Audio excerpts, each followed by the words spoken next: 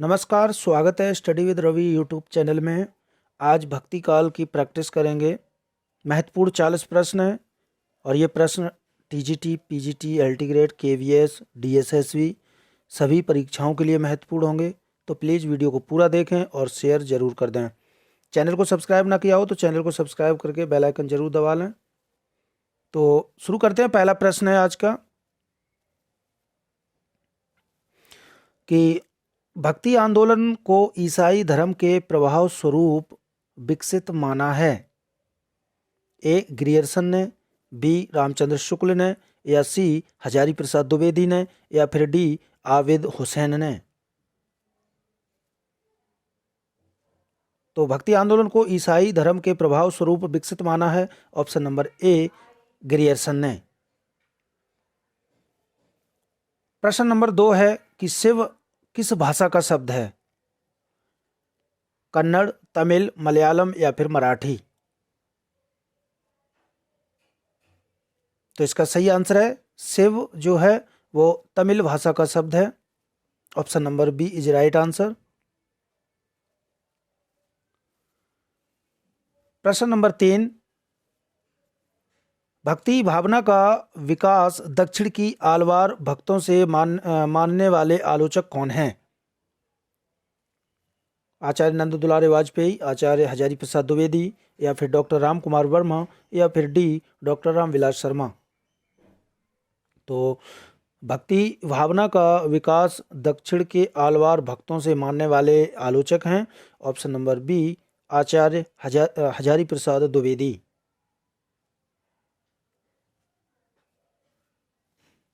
प्रश्न नंबर 4, अपने पौरुष से हताश जाति के लिए भगवान की शक्ति और करुणा की ओर ध्यान ले जाने के अतिरिक्त दूसरा मार्ग ही क्या था? यह कथन किसका है? आचार्य हजारी प्रसाद द्विवेदी का, या फिर डॉक्टर राम कुमार वर्मा का, या फिर सी परशुराम चतुर्वेदी का, या आचार्य रामचंद्र शुक्ल का। तो इसका सही आंसर है ऑप्शन नंबर डी आचार्य रामचंद्र शुक्ल का यह कथन है। प्रश्न नंबर 5, सगुण भक्ति का आदि स्रोत ग्रंथ कौन सा है?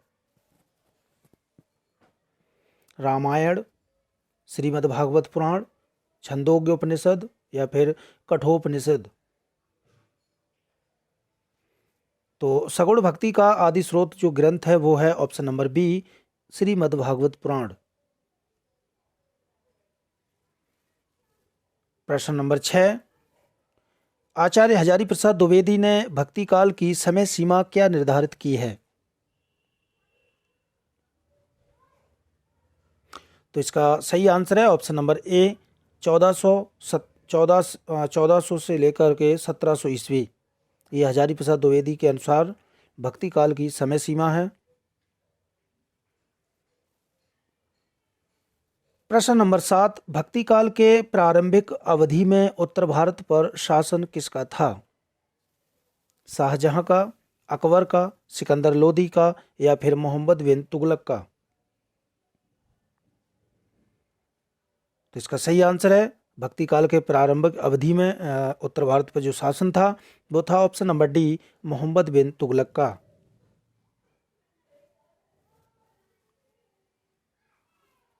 प्रश्न नंबर 8, ब्रह्म सूत्रों की रचना करने वाले कौन हैं?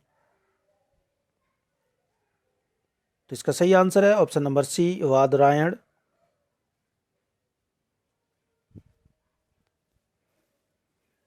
प्रश्न नंबर 9, शंकराचार्य ने किस संप्रदाय की स्थापना की और उसमें पंचदेवोपासना की व्यवस्था की? स्मार्त संप्रदाय, शाक्त संप्रदाय, शैव संप्रदाय, या फिर पाशुपत संप्रदाय। तो इसका सही आंसर है कि शंकराचार्य ने जो है स्मार्त संप्रदाय की स्थापना की थी और उसमें पंचदेवोपासना की भी व्यवस्था की थी। प्रश्न नंबर 10,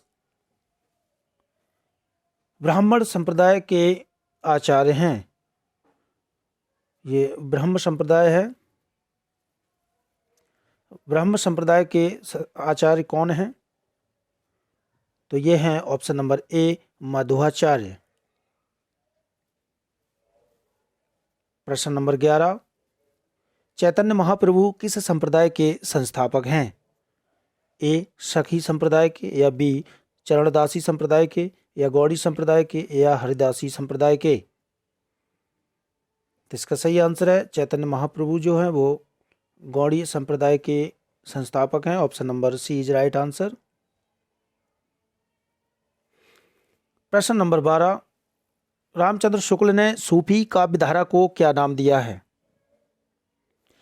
प्रेम काव्य, सूफी काव्य, प्रेमाश्रयी शाखा, या इनमें से कोई नहीं? तो इसका सही आंसर है कि रामचंद्र शुक्ल ने सूफी काव्यधारा का जो नाम दिया वो दिया ऑप्शन नंबर सी, प्रेमाश्रयी शाखा।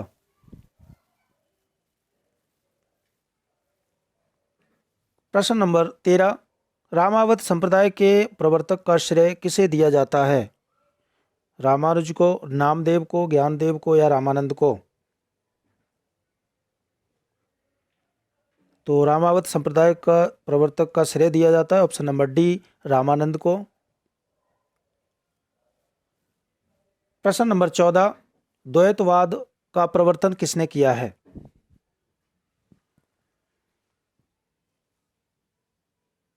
तो इसका सही आंसर है ऑप्शन नंबर सी, मध्वाचार्य ने।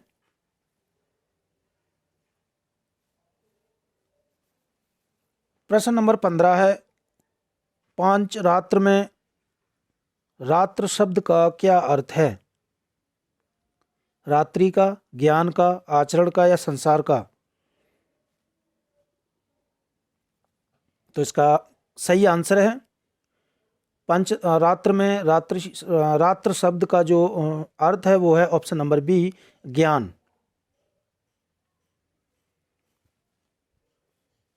प्रश्न नंबर 16, आचार्य रामचंद्र शुक्ल के अनुसार कबीर ने ज्ञान मार्ग की बातें कहाँ से ली हैं?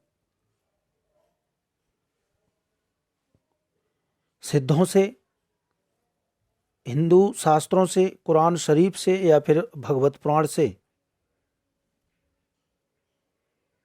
तो इसका सही आंसर है ऑप्शन नंबर बी, हिंदू शास्त्रों से। प्रश्न नंबर 17, ज्ञानेश्वरी शाखा को संत साहित्य या संत काव्य परंपरा नाम किस साहित्यकार ने दिया है?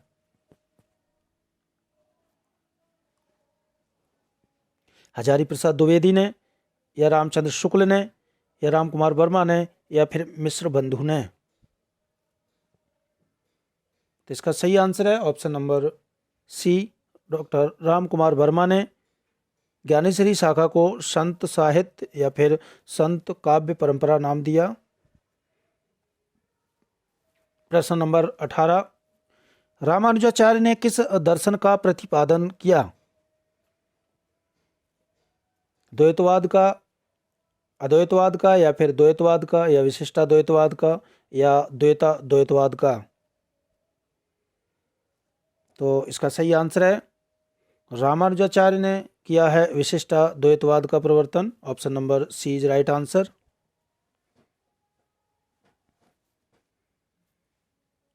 प्रश्न नंबर 19, गोवर्धन पर्वत पर 1519 ईस्वी में श्रीनाथ मंदिर का किसने बनवाया था? श्रीनाथ मंदिर किसने बनवाया था? तो ये बनवाया था वल्लभाचार्य ने। Option number B is right answer.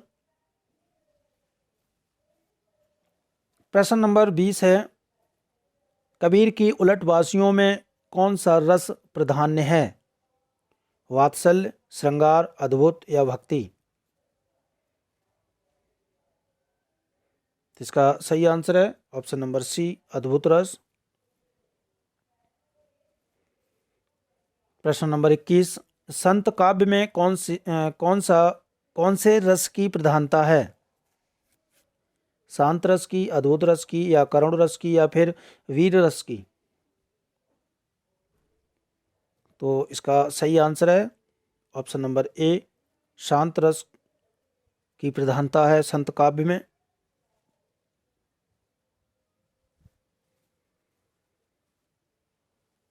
प्रश्न नंबर 22, जाके कुटुंब सब ढोर ढोवत फिरहीं अजहू बनारसी आसपासा, पंक्तियां किस कवि की हैं? रहीमदास की, कबीरदास की, रैदास की या फिर नानक देव की? जाके कुटुंब सब ढोर ढोवत फिरहीं अजहू बनारसी आसपासा, तो ये पंक्तियां हैं ऑप्शन नंबर सी, रैदास की।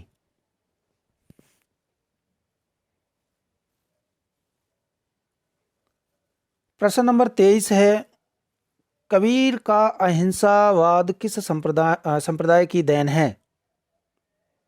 शाक्त संप्रदाय की, सूफी की, वैष्णव की या फिर शैव की?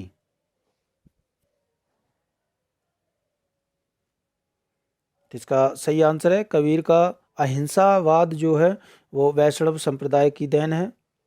Option number C is right answer. प्रश्न नंबर 24, गुरु अर्जुन देव के गुरु ग्रंथ साहिब में निहित पदों की संख्या क्या है? 1500, 1200, 6000 या 3000? इसका सही आंसर है ऑप्शन नंबर सी, 6000। प्रश्न नंबर 25, कबीर का सौंदर्य बोध है शास्त्रीय, आदर्शवादी, रसवादी या अपारंपरिक और यथार्थवादी? तो इसका सही आंसर है ऑप्शन नंबर डी, अपारंपरिक और यथार्थवादी।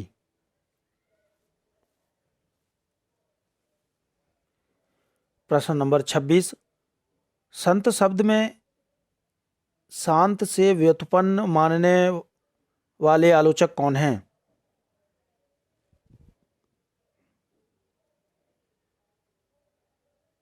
तो ये हैं Pitambar Dutt Barthwal. Option number C is right answer. प्रश्न नंबर 27, अचिंत्य वेदा वेद किस संप्रदाय का दार्शनिक मत है? गौड़ी संप्रदाय का, शकी संप्रदाय का, रुद्र संप्रदाय का या श्री संप्रदाय का? तो अचिंत्य वेदा वेद ये दार्शनिक मत है ऑप्शन नंबर ए, गौड़ी संप्रदाय का।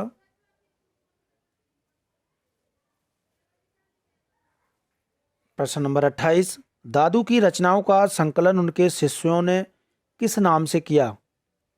हरड़े वाणी नाम से या दादू ग्रंथावली नाम से या सबंगी से या इनमें से कोई नहीं?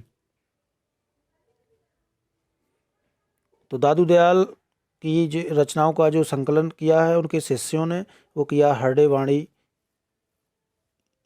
नाम से। Option number A is right answer. प्रश्न नंबर 29 है कि योग चिंतामणि के रचयिता कौन हैं? रामानंद, रामदास, गुरु तेग बहादुर या फिर डी गुरु नानक देव? तो इसका सही आंसर है, योग चिंतामणि के जो रचयिता हैं वो है option number A, Ramanand.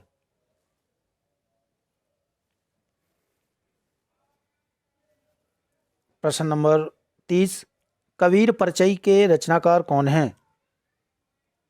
Dharmdas, Malukdas, Raidas या फिर अनंतदास?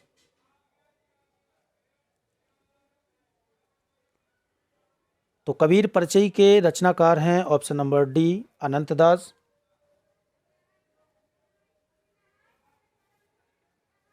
प्रश्न नंबर 31,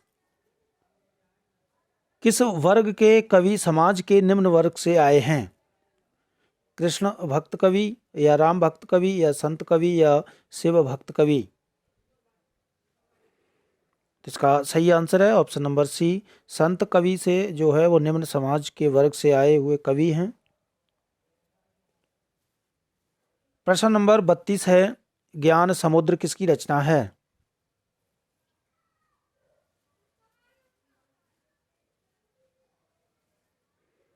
मलुकदास की, सुंदरदास की या कबीरदास की या रैदास की? तो इसका सही आंसर है ऑप्शन नंबर बी, सुंदरदास की रचना है ज्ञान समुद्र।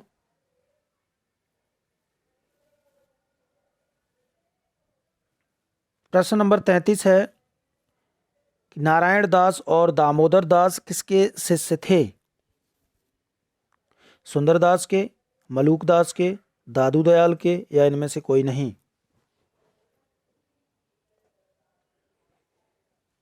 तो 33 का सही आंसर है ऑप्शन नंबर ए, सुंदरदास के ये शिष्य थे, नारायण दास और दामोदर दास। प्रश्न नंबर 34 है सुंदरदास श्रृंगार रस के विरोधी किंतु हास्य रस के प्रेमी माने जाते हैं, यह कथन किसका है?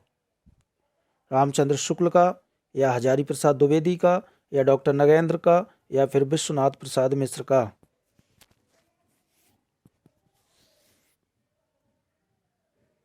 तो सुंदरदास श्रृंगार रस के विरोधी किंतु हास्य रस के प्रेमी माने जाते हैं, यह कथन है option number B, Hazari Prasad Dwivedi का। प्रश्न नंबर 35, इश्क अल्लाह की जाति है, इश्क अल्लाह को नाम, इश्क अल्लाह मौजूद है, इश्क अल्लाह को धाम, यह पंक्ति किसकी है? कबीरदास की, सुंदरदास की, नामदेव की, या दादू दयाल की? तो यह पंक्ति है ऑप्शन नंबर डी, दादू दयाल की। प्रश्न नंबर 36 है रहस्यवादी कवियों में कबीर का आसन सबसे छोटा है, शुद्ध रहस्यवाद केवल उन्हीं का है, यह कथन किसका है? सुंदरदास का, श्याम सुंदरदास का, या डॉक्टर बच्चन सिंह का, या फिर हजारी प्रसाद द्विवेदी का? तो ये कथन है option number B, Shyam Sundardas का। प्रश्न नंबर 37 है कबीर ने अपनी कविता में महान संदेश दिया है, यह कथन किसका है? राम कुमार वर्मा का, रामचंद्र शुक्ल का, या हजारी प्रसाद द्विवेदी का, या फिर डॉक्टर बच्चन सिंह का? तो कबीर ने अपनी कविता में महान संदेश दिया है, यह कथन है option number A, Ram Kumar Verma का। प्रश्न नंबर 38, माया ब्रह्म जीव आदि से संबंधित विचार कबीर की किस रचना में है? साखी में, शबद में, रैमैनी में, या इनमें से कोई नहीं? तो माया ब्रह्म जीव आदि से संबंधित जो विचार हैं वो हैं ऑप्शन नंबर बी, शबद में।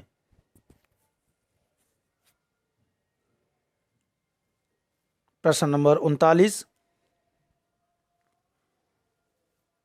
सीधी भाषा में कबीर ऐसी चोट करते हैं कि चोट खाने वाला केवल धूल झाड़ कर चल देने के सिवा और कोई रास्ता नहीं पाता, यह कथन किसका है?